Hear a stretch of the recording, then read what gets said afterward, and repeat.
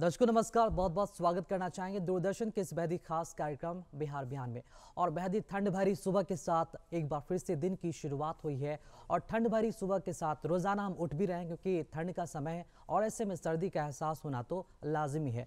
यूँ तो कहते हैं कि ठंड के समय में सुबह सुबह उठना हम सभी के लिए चैलेंज होता है, लेकिन इन्हीं चैलेंज को हमें पार करना होता है क्योंकि हर दिन हर सुबह अगर इसी तरह मॉर्निंग में उठते हैं तो हमारे कई सारे जो काम है, जो बिगड़े काम भी है, वो सवर जाते हैं। और वो कहते भी है ना कि सुबह सुबह जो जाएगा सो पाया, जो सोया सो खोया। और इसी कहावत को पूरा करते हुए मैं यही कहूँगा कि हर दिन हर सुबह उठिए, चाहे वो ठंड हो या फिर गर्मी का समय, पतझड़ हो या फिर बरसात, हमेशा सुबह उठने की आदत डालिए। चलिए कार्यक्रम में आगे बढ़ेंगे और बात करेंगे हम आज के विचारों की। जैसा कि रोजाना बिहार बिहान अपने कार्यक्रम के माध्यम से आपको सुविचारों से अवगत कराता है, वो विचार जो हमारे महात्माओं ने दिए हमारे लिए, हम सभी को जागरूक करने के लिए और हमें निरंतर सफलता पाने के लिए। आइए एक नजर डालते हैं आज के सुविचार पर।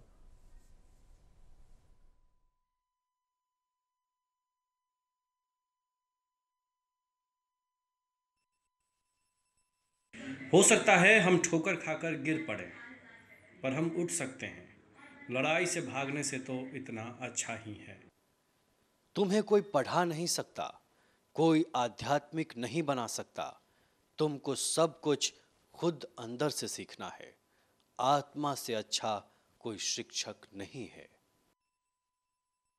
आज के मेहमान की अगर जिक्र करें तो जो शख्सियत हैं आपसे हम रूबरू करवाते हैं, अलग अलग क्षेत्रों से आते हैं, कई सारे मोटिवेशन भरी जो बातें हैं उनसे होती है, हमें भी सीखने को मिलता है, आपको भी बहुत कुछ सीखने को मिलता है और काफ़ी कुछ विशेष जो बातें हैं हमारे बीच होती हैं। तो आइए आज हम परिचित कराते हैं आज अपने खास मेहमान में। आज के बिहार बयान के हमारे जो खास मेहमान, मैं आपको ये बता दूं कि वो हिंदी के महत्वपूर्ण कवि और आलोचक हैं। और इसी के साथ साथ मैं आपको ये भी बता दूं कि भारतीय स्टेट बैंक के वरिष्ठ अधिकारी पद से वो सेवानिवृत्त हैं। इसके अलावा पटना के एएन कॉलेज में 4 वर्षों तक स्नातकोत्तर विभाग में वो अध्यापन कर चुके हैं, वो पढ़ा चुके हैं। और स्वागत हम करना चाहेंगे, तहे दिल से इनका हम धन्यवाद करना चाहेंगे। और मैं बता दूं कि आज हमारे बीच मौजूद है हिंदी के महत्वपूर्ण और चर्चित कवि हमारे बीच मौजूद हैं मुकेश प्रत्युष जी का हम स्वागत करना चाहेंगे। बहुत बहुत स्वागत है सर नमस्कार। हमारे खास कार्यक्रम में। मुकेश प्रत्युष जी, अलग अलग क्षेत्रों से आप आए हैं, रिटायर्ड बैंक ऑफिसर के पद से आप सेवानिवृत्त है, इसी के साथ साथ कवि हैं, आलोचक हैं, कविताएं लिखते हैं, रचनाएं करते हैं। लेकिन सबसे पहले जानना चाहेंगे, चूँकि आप स्टेट बैंक जो है वहाँ से रिटायर्ड सेवानिवृत्त अधिकारी हैं, तो आपके कार्यकाल के बारे में थोड़ा सा जरूर जानना चाहेंगे। आपका कार्यकाल कब तक रहा है, रिटायरमेंट कब हुआ और कैसा रहा है अभी तक का जो कार्यकाल आपका? मेरा कार्यकाल अप्रैल 2020 में समाप्त हो गया था जी। 2020 में मैं सेवानिवृत्त हो गया। उसके पहले देश के अलग अलग हिस्सों में मैं कार्यरत रहा, बिहार में, झारखंड में और जैसे उत्तर पूर्वी राज्यों में, असम में, नागालैंड में। तो ये जितने देश के अलग अलग हिस्सों में, लगभग पूरे ही देश में मैं कार्य करता रहा जी। और उससे अनुभव कई तरह के मुझे प्राप्त हुए। ये अनुभव लिखने में काफ़ी काम आए हैं, जी। क्योंकि अलग अलग जब जीवन अनुभव आपके होते हैं, जब अलग अलग जगहों पर आप जाते हैं, अलग अलग लोगों से मिलते हैं, अलग अलग तरह की बातें आप जानते हैं, तो जो लिखने का क्षेत्र होता है या आपके विचार करने का जो क्षेत्र होता है, आपके सोचने का जो दायरा होता है, वो काफ़ी बढ़ जाता है और उस बढ़े हुए दायरे का उपयोग हम लेखन के लिए करते हैं। जी। तो क्या मैं ये कहूँ कि ये बहुत बड़ी वजह है साहित्य से लगाव के प्रति, और जिस तरह से आपका साहित्य के प्रति लगाव है, कवि आप हैं, इसी के साथ कई सारी रचनाओं को भी कर चुके हैं, तो जरूर ये बताएं कि साहित्य के प्रति जो आपका लगाव है वो कब हुआ और ये कितना मदद किया, जो आप हर जगह आप गए, चाहे वो आपका प्रोफेशन हो, उसके ही जरिए क्यों? देखिए, साहित्य से लगाव तो मेरा बचपन में हो गया था। जब मैं स्कूल की पढ़ाई समाप्त करके और जब कॉलेज में गया था तो कविताएं लिखने लगा था जी। लेकिन उसके पहले भी देखें तो बचपन में जब मैं काफ़ी छोटा था, जब स्कूल में पढ़ता था, तो मेरी माँ मुझे बचपन में किताबें पढ़ाती थी और उसमें जो कविताएं होती थी वो मुझे काफ़ी प्रिय थी। जैसे पीपल के पत्ते गोल गोल, यह जीवन क्या है निर्झर है मस्ती ही इसका पानी। आरसी प्रसाद सिंह की जो कविता थी कि जीवन क्या है निर्झर है मस्ती ही इसका पानी है, या वो कविता की यह कदम का पेड़ गर्मा होता यमुना तीरे, मैं भी उस पर बैठ कन्हैया बनता धीरे धीरे। या फिर वीर कुंवर सिंह की जो आज़ादी कविताएं थी कि और जैसे झांसी की रानी पर थी कि खूब लड़ी मर्दानी वो तो झांसी वाली रानी थी, या 80 बरसों की हड्डी में जागा जोश पुराना था, सब कहते हैं कुंवर सिंह भी बड़ा वीर मर्दान। तो इस तरह की जो कविताएं बचपन में मैं पढ़ता था तो एक ख़ास उनसे लगाव हो जाता था, और मैं अक्सर सोचता था कि ये दृश्य कवि ने कैसे सोचे होंगे। मैं कभी सोचा नहीं था कि मैं कवि बनूंगा या कविताएं लिखूंगा। कॉलेज में जब मैं गया तो मित्रों के साथ इसी तरह से कुछ पंक्तियां हम जानते नहीं थे कि कवि क्या होता है, कविता लिखी कैसे जाती है, कविता होती क्या है ये जानते थे। इतना हम जान गए थे कि कविता क्या होती है, लेकिन कविता लिखी कैसे जाती है जैसे शुरुआत में होता है, और फिर धीरे धीरे हम कविताएं लिखने लगे। गया का माहौल ऐसा, मेरी बचपन की जो पढ़ाई है वो गया में हुई थी, मेरे माता पिता वहीं रहते थे, और फिर गया का एक बहुत अच्छा साहित्यिक माहौल था। तो उस साहित्यिक माहौल से मेरी कविताएं पल्लवित पुष्पित हुई, वहीं बढ़ी, और फिर मैंने लिखना शुरू किया। जी। जो दूसरा प्रश्न आपका है कि बैंकर के कारण लिखना हुआ, ऐसा नहीं है जी। बल्कि इस प्रश्न को हम दूसरे ढंग से सोच सकते हैं जी।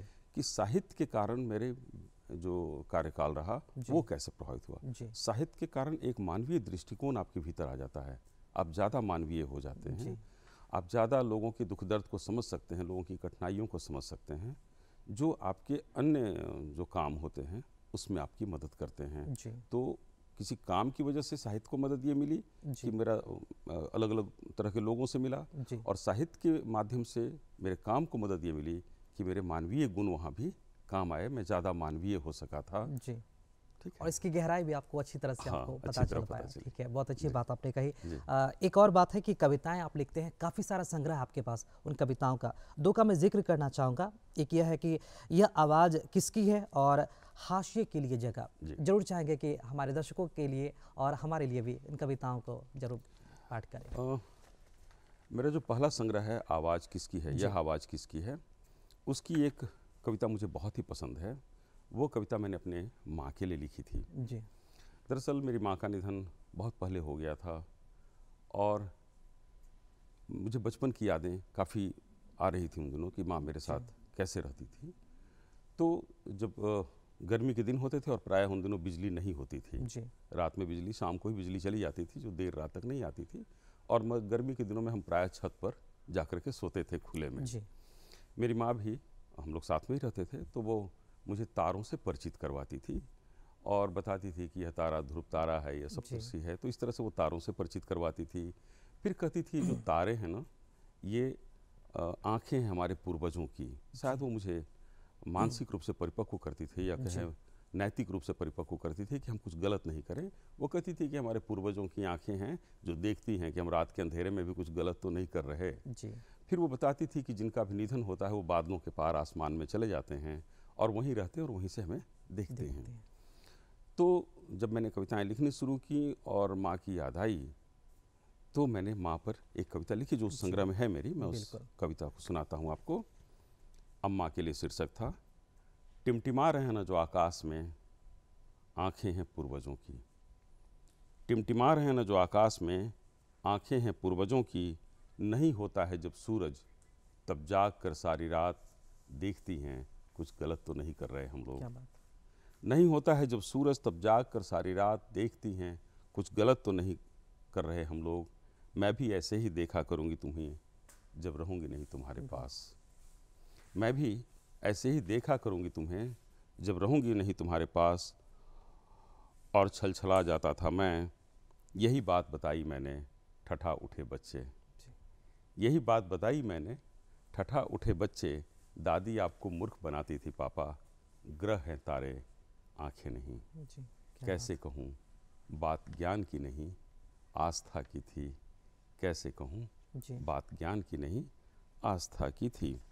इसका दूसरा अंश है कि टेक ऑफ से लेकर लैंडिंग तक खप्तुल हवास रहता हूँ, अक्सर बताते हैं सहयात्री।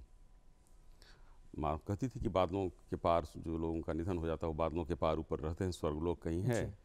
अब जब मैं इस स्थिति में हूँ कि यात्राएं कर सकता हूँ हवाई मार्ग से, तो मुझे अब भी लगता है कि माँ कहीं यहीं पर बादलों के ऊपर होगी, कोई स्वर्गलोक होगा। तो टेक ऑफ से लेकर लैंडिंग तक खप्तुल हवास रहता हूँ, अक्सर बताते हैं सहयात्री। बच्चे दिखते रहे कब तक दर्शक दीर्घा में, एयर होस्टेस ने की कितनी देर प्रतीक्षा, कुछ पता नहीं। बस खिड़की से मुंह सटाए जी। आछितिज तलाशता रहता हूँ किसी को। बस खिड़की से मुंह सटाए आछितिज तलाशता रहता हूँ किसी को। इन्हीं बादलों को दिखाकर कहा था बचपन में माँ ने, ज़्यादा दूर नहीं बस जाना होता है इन्हीं के पार। वाह। ज़्यादा दूर नहीं बस जाना होता है इन्हीं के पार। खाली न हो जाए स्वर्गलोक, इस डर से दी नहीं जाती है इजाज़त माँ को वापस धरती पर आने की। क्या कहूँ लाख समझाऊँ खुद को, मानने को जी नहीं करता कि झूठ कहा था माँ ने। मानने को जी नहीं करता जी। कि झूठ कहा था माँ ने। जी। तो ये मेरे पहले संग्रह की एक कविता थी जी। अम्मा के लिए। जी, जुड़ना चाहेंगे सर। और जैसा कि कविता एक आपने सुनाया जो काफ़ी एक तरह से देखा जाए तो वो दिल को छुआ, जो माँ के साथ बिताया गया जो पल था, माँ ने जो बातें कही थी उन्हें आपने कविताओं अपने जो कलम की ताकत है उससे आपने कागज़ों पर उतारा, और जो आपने प्रस्तुति दी वाकई में ये काबिल तारीफ़, काफ़ी बहुत खूबी से कहेंगे। अगली जो आपकी कविता है हाशिए पर, उसे लेकर जरूर चाहेंगे कि जरूर इसका जिक्र करें। जरूर। दरअसल देखिए हाशिया एक सभी हम परिचित हैं हाशिए से। हम जब भी कुछ लिखते हैं तो कागज़ की बाईं ओर हाशिया छोड़ देते हैं। जी। लेकिन हाशिया केवल वो कागज़ पर ही नहीं होता है, हाशिया जीवन में अन्य क्षेत्रों में भी होता है। जी। आप देखें हाशिया कि हम कई बार चर्चा करते हैं कि यह हाशिए के लोग हैं, यह हाशिए का समाज है, या हाशिए का व्यक्ति है। जी। तो ये हाशिया केवल एक दो जगहों पर नहीं होता जी। है, जीवन के हर क्षेत्र में हाशिया होता है, और मैं उससे थोड़ा सा परिचित करवाऊंगा। जी। एक मेरी लंबी कविता है हाशिए के लिए जगह, तो उसका एक अंश मैं सुनाता हूँ आपको। जिस संग्रह की चर्चा आपने की हाशिए के लिए जगह की, तो उसकी एक कविता है हाशिया। जी। जैसे उठाने के पहले कौर निकालता है कोई अग्रासन, जैसे उठाने के पहले कौर निकालता है कोई अग्रासन, उतारने से पहले बिछावन से पैर करता है कोई धरती को प्रणाम। जी। तोड़ने से पहले तुलसी का पत्ता या लेने से पहले गुरु का नाम पकड़ता है कोई कान। ठीक वैसे ही लिखने के पहले शब्द तय करता है कोई हाशिए के लिए जगह। क्या बात है। ठीक वैसे ही लिखने के पहले शब्द तय करता है कोई हाशिए के लिए जगह। जैसे लाल कपड़े में बंधी ताखे पर रखी होती है कोई किताब, हाशिया वहाँ भी है, जी। वो कमरे में ही वो किताब है लेकिन वो ताखे पर रख दी गई है, तो मान लिया गया है कि धरती पर नहीं है। नहीं। जैसे लाल कपड़े में बंधी ताखे पर रखी होती है कोई किताब, गांव की सिवान पर बसा होता है कोई टोला, जी। ठीक वैसे ही पृष्ठ पर रहकर भी पृष्ठ पर नहीं होता है हाशिया। क्या बात है। ठीक बहुत वैसे ही पृष्ठ पर रहकर भी पृष्ठ जी। पर नहीं होता है हाशिया। जी। मोड़ कर या बिना मोड़े, दृश्य या दृश्य तय की गई सीमा अलंग होती है हाशिए के जी। लिए। क्या बात है। मोड़ कर या बिना मोड़े, दृश्य या दृश्य तय की गई सीमा अलंग होती है हाशिए के लिए। रहकर भी प्रवाह के साथ हाशिया बना रहता है हाशिया ही, लेकिन रहकर भी प्रवाह के साथ हाशिया बना रहता है हाशिया ही। तट की तरह पर होता नहीं है तटस्थ, क्या बात है। तट की तरह पर होता नहीं है तटस्थ। हाशिया है तो निश्चिंत रहता है कोई। जी। हाशिया है तो निश्चिंत रहता है कोई। हाशिए पर बदले जा सकते हैं रोशनाई के रंग, जी। हाशिए पर बदले जा सकते हैं विचार, क्या बात है। हाशिए पर किए जा सकते हैं सुधार। जी। इस्तेमाल के लिए ही तो होता है हाशिया, बिल्कुल। इस्तेमाल के लिए ही तो होता है हाशिया। बिना बदले पन्ना बदल जाता है सब कुछ, बिना बदले पन्ना जी। बदल जाता है सब कुछ। बस होती है ज़रूरत जी। एक संकेत चिन्ह की, जैसे बाढ़ में पानी के साथ आ जाता है बालू। क्या बात है। जैसे बाढ़ में पानी के साथ आ जाता है बालू, जद्दोजहद में बचाने को प्राण आ जाते हैं सांप। जी। मारते सड़ांध पशुओं के 100, कभी कभी तो आदमियों के भी, और चले जाते हैं लोग छोड़कर घर बार किसी निर्वासित टीले जी। या सड़क पर। ठीक वैसे ही झलक जाती है जब रक्ताभ आसमान के बदले गोधूली की धुंध। जी। क्या बात है। ठीक वैसे ही झलक जाती है जब रक्ताभ आसमान के बदले गोधूली की धुंध। हाशिया आ जाता है काम, पर भूल जाते हैं कभी कभी छोड़ने वाले हाशिया। क्या अब हमने सुना है और हम जानते हैं कि आप कविताओं के अलावा आप किताबें भी लिखते हैं, कई सारी किताबें भी आपकी आ चुकी है, और भी जो किताबें हैं वो फ्यूचर में आने वाली हैं। जानना चाहेंगे ऐसी कौन सी किताबें हैं जिनसे आपको सबसे ज़्यादा प्रसिद्धि मिली कविताओं को लेकर, या फिर जो भी आपकी रचना है, और किताब लिखने की जो प्रेरणा है आपको कहाँ से मिली है? देखिए किताब हर तरह की होती है। जी। कविताओं की भी किताब ही होती है, आलोचनाओं की भी किताब होती है। किताब तो ग्रंथ है और वो अलग से किताब नहीं लिखी जाती। जी। किताब में आलेख अलग अलग लिखे जाते हैं, या पूरी आलोचना किसी किताब की लिखी जाती है, या एक उपन्यास लिखा जाता है, कहानियों के संग्रह होते हैं, कविताओं के संग्रह होते हैं। तो जिन किताबों की चर्चा आपने की, काव्य संग्रह की, काव्य संग्रह लिखने से, कविताएं लिखने से मुझे सबसे ज़्यादा खुशी मिलती है। जी। कविता लिखकर लगता है कि जो कुछ बात मेरे भीतर थी वो मैंने कह दी। कई बार आप सीधे सीधे कोई बात नहीं कह पाते, जी। जो हम कहते हैं कविता की भाषा में कि वो अविधा में हम नहीं कह पाते, तो लक्षणा में कहने की कोशिश करते हैं, दूसरे प्रसंगों से लेकर की कोशिश करते हैं। जैसे भी मैंने हाशिए की चर्चा की जी। कि हाशिए पर बहुत सारे लोग होते हैं।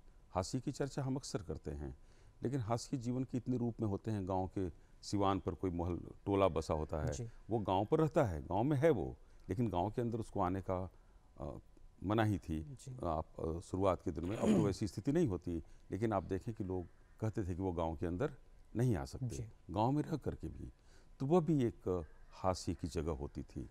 जैसे मैंने चर्चा की ताखे की, जी। जैसे हमने चर्चा की कि कोई धरती पर रात में, आप गांव में तो आपने देखा होगा, बुजुर्ग लोग जब सोते हैं और सो करके उठते हैं तो पहले धरती को प्रणाम जी, करते बिल्कुल। हैं।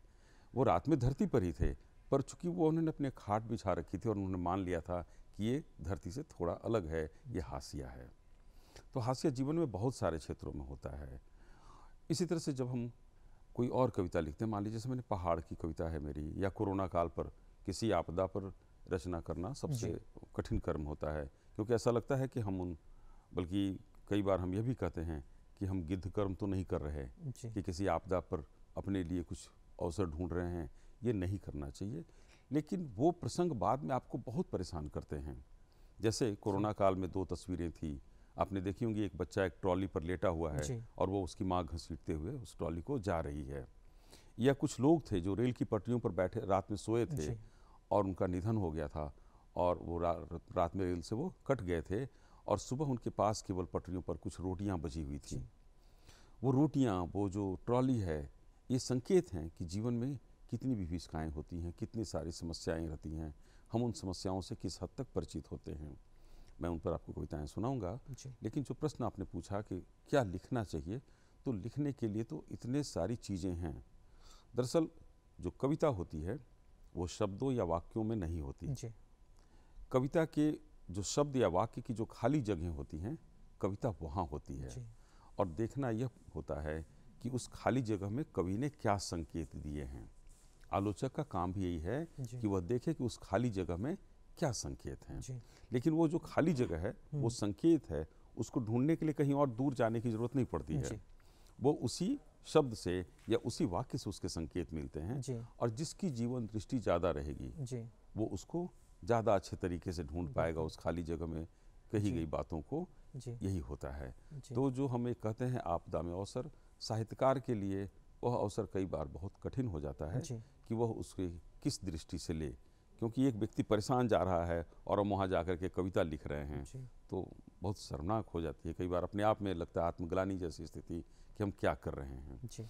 लेकिन वो बातें पहुँचानी तो है मुझे लोगों तक कि उसके संदेश क्या जा रहे हैं। जी। तो वैसी स्थिति में आप लिखते हैं। जैसे पहाड़ हैं, पहाड़ पर अभी निर्माण चल रहा है। पहाड़ पर हम कहते हैं अक्सर कि हम पहाड़ों पर यात्राएं करते हैं, पहाड़ों के लिए हम रास्ते बनाते हैं। जी। लेकिन उस निर्माण से उसकी जो नैसर्गिकता है, उसकी जो अपनी चीज़ें हैं, वो नष्ट कई बार हो जाती हैं। जैसे टिहरी जैसा पूरा शहर समाप्त हो गया टिहरी बांध बनाने के लिए। हमें बिजली की सुविधा मिली, पर जो एक पारंपरिक एक शहर था और जहाँ लोग अक्सर जाते थे, एक टिहरी जैसा संस्कृत शहर जो था वो नष्ट हो गया। तो पहाड़ पर निर्माण भी होते हैं, पहाड़ के लोगों के अपने दुख होते हैं। जैसे कहते हैं कि पहाड़ का पानी और पहाड़ की जवानी कभी उसके पहाड़ के काम नहीं आती है, क्योंकि पहाड़ पर रोजी रोजगार के अवसर कम होते हैं, पहाड़ पर कहें शिक्षा के साधन कम होते हैं। तो जो बच्चे होते हैं वो पहाड़ से नीचे आ जाते हैं, और जो यहाँ की सुख सुविधाएं होती हैं तो वो लौट करके नहीं जाते। तो पहाड़ से जो रास्ता आता है वो नीचे की तरफ आता है। पहाड़ पर हम घूमने के लिए तो जाते हैं, लेकिन पहाड़ पर बसने के लिए नहीं जाते।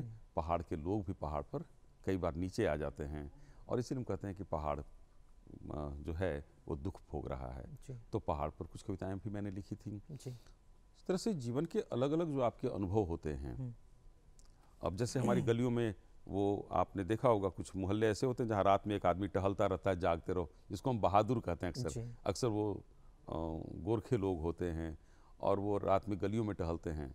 तो अब सोचिए रात में एक जाड़े गर्मी बरसात हुआ आदमी रात भर आपकी गली में टहल रहा है, लाठी पटक रहा है, जागते रहो। अब तो अपार्टमेंट का कल्चर है, अपार्टमेंट में नीचे गार्ड होता है, लेकिन जो प्राचीन मोहल्ले होते थे, जी। पुरानी मोहल्ले होते थे, उसमें वो कॉन्सेप्ट था कि एक व्यक्ति रात में टहलता रहता था और वो चौकीदारी छोटा करता बच्चा रहेगा वो। होता था। जी तो आप जब उनको देखते हैं तो आपके मन में एक उनके प्रति दया का भाव आता है, उनके साथ सहानुभूति होती है, और तब वहाँ पर आप लिखते हैं, उनके दुख को आप लोगों तक पहुँचाते हैं। जी तो यह कई बार लगता है कि मैंने एक अच्छा काम किया, एक सुखद काम था। कहना चाहेंगे सर। और धन्यवाद। जैसा कि हम लगातार आपसे कविता सुनने का आग्रह भी कर रहे हैं और कई सारी जो कविताएं हैं इनके ज़रिए हमें सुनने को मौका मिल रहा है। अगली कविता जो होगी जरूर चाहेंगे कि हमारे दर्शकों के सामने प्रस्तुति करें, और कौन सी वो कविता होगी?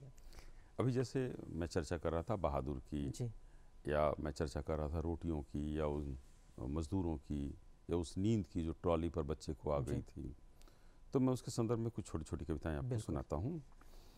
बहादुर। बहादुर रात भर मेरी गली में इस छोर से उस छोर तक टहलता रहता है, लाठी पटकता, सीटी बजाता, आवाज़ें देता हुआ। बहादुर रात भर मेरी गली में इस छोर से उस छोर तक टहलता रहता है, लाठी पटकता, सीटी बजाता, आवाज़ें देता हुआ।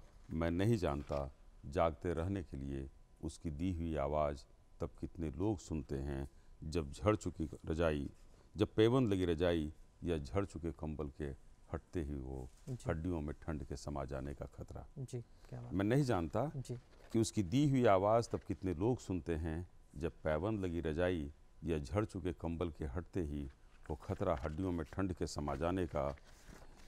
या मंद मंद बहती प्यार के संग आंखों में उतरने वाला हो कोई सपना, मैं नहीं जानता। जी मैं नहीं जानता दोपहर से शाम तक जिनके बच्चे दरवाजे पर बैठे बाट जोड़ती माँ की आंचल से लटक लटक कर मांगते रहते हैं रोटी और सो जाते हैं जलने से पहले चूल्हा, वे किस चीज़ की हिफाजत के लिए आपस में करते हैं चंदा हर महीने, मैं नहीं जानता। क्या बात। मैं नहीं जानता कि वे किस चीज़ की हिफाजत के लिए हर महीने आपस में करते हैं चंदा। मैं नहीं जानता, मैं जानता हूँ तो सिर्फ इतना, मैं जानता हूँ तो सिर्फ इतना कि बहादुर रहेगा जब तक मेरी गली में, बहादुर रहेगा जब तक मेरी गली में, नहीं समझ पाएगा सांझ ढलने और घर लौटने का समीकरण। जी क्या बात। मैं जानता हूँ तो सिर्फ इतना कि बहादुर रहेगा जब तक मेरी गली में, नहीं समझ पाएगा सांझ ढलने और घर लौटने का समीकरण, नहीं देख पाएगा कोई सपना और नहीं जान पाएगा सूर्योदय के वक्त आसमान का रंग कैसा होता है, और नहीं जान पाएगा सूर्योदय के वक्त आसमान का रंग कैसा होता है। जी बहुत खूब। और जो कविता आपने सुनाया वाकई में एक तरह से वो दर्द भी बयां करता है, जो चौकीदार रात भर सोते हुए लोगों को एक तरह से प्रहरी की तरह वो काम करता है, जगाने का काम करता है, और वो देखता है कि वो खुद भले रात भर तकलीफ में हो, लेकिन जो लोग इत्मीनान से सो रहे हैं, जो एक नई सुबह का इंतज़ार कर रहे हैं, उनके साथ कुछ अप्रिय घटना ना हो जाए। चलिए आगे बढ़ेंगे, और चूंकि बातों का सिलसिला तो आगे जारी रहेगा, लेकिन अगर आपके अगली कविता मैं जी पहाड़ पे सुनाता हूँ आपको। बिल्कुल। पहाड़, जैसा मैंने कहा कि वहाँ कई तरह की समस्याएं हैं, जी जिन समस्याओं से हम नीचे के लोग जो कहें तलहटी के लोग हैं, ये परिचित नहीं हो पाते हैं, तो उसके बारे में बिल्कुल। कुछ छोटी कविताएं, छोटे छोटे अंश सुनाता हूँ। दरवाजे पर खड़ा है पहाड़, पहाड़ झांक रहा है खिड़की से, बालकनी में पसरा हुआ है पहाड़, पहाड़ मुझे घेर रहा है। क्या दरवाजे पर खड़ा है पहाड़, पहाड़ झांक रहा है खिड़की से, बालकनी में पसरा हुआ है पहाड़, पहाड़ मुझे घेर रहा है। पहाड़ है तो पत्थर है, पत्थर है तो अंदेशा है, पहाड़ है तो पत्थर है, पत्थर है तो अंदेशा है, लुढ़कते पत्थर आ टिके हैं मुंडेर पर, पहाड़ और पत्थर निकलने नहीं दे रहे मुझे।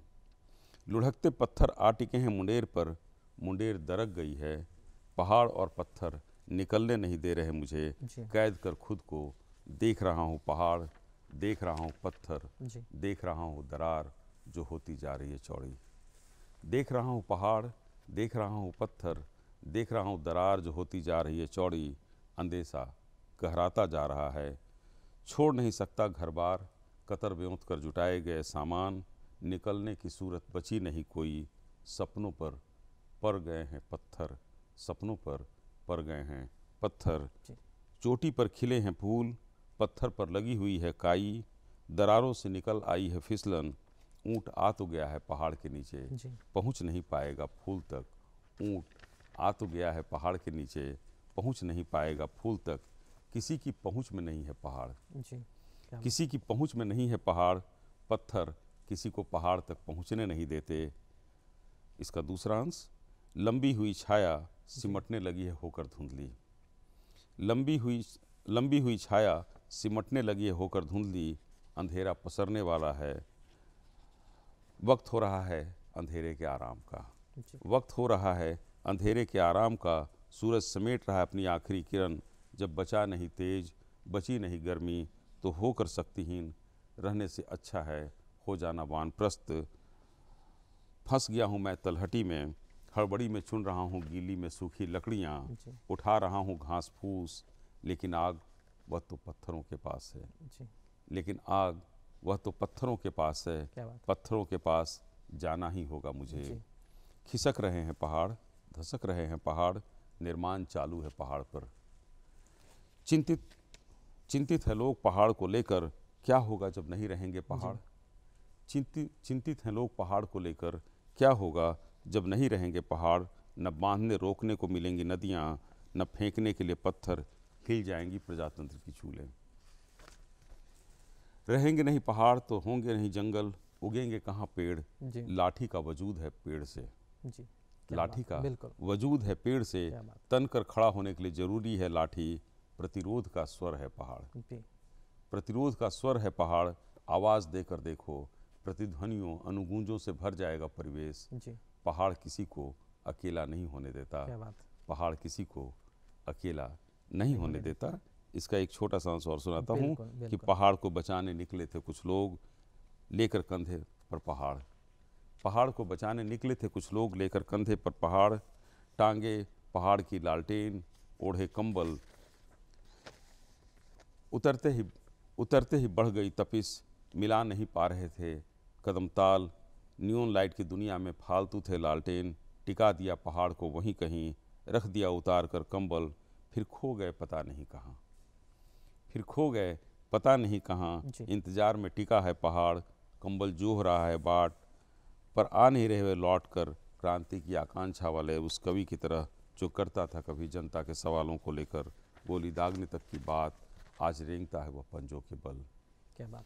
फेंक कर टुकड़े सत्ता बना लेती है पालतू किसी को, पहाड़ की छाती पर चल रही है मशीनें, मैं रह गया हूँ पहाड़ के साथ। पहाड़ की छाती पर चल रही है मशीनें, मैं रह गया हूँ पहाड़ के साथ, ताकता हूँ तो दुख होता है हवास गुम पहाड़ को देखकर।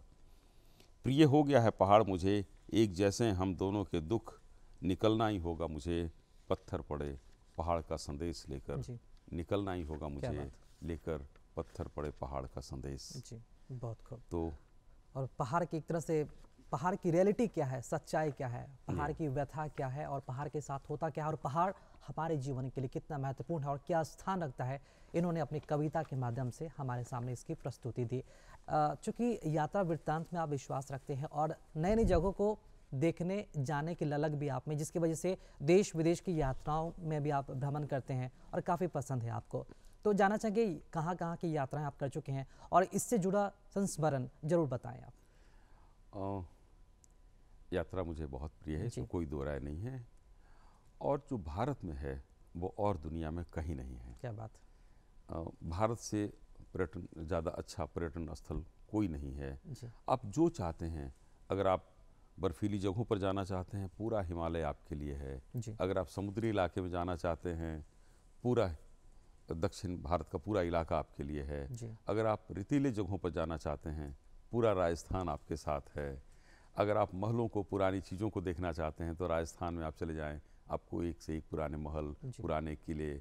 आप दिल्ली चले जाएं, आगरा चले जाएं, आप स्मृतियों को देखना चाहें, आप धार्मिक जगहों को देखना चाहें, तो भारत में 12 ज्योतिर्लिंग की कल्पना की गई है, भारत में 51 शक्तिपीठों की कल्पना की गई है। तो आप किसी भी क्षेत्र के पर्यटन की अगर इच्छा आपके मन में है तो आप जा सकते हैं।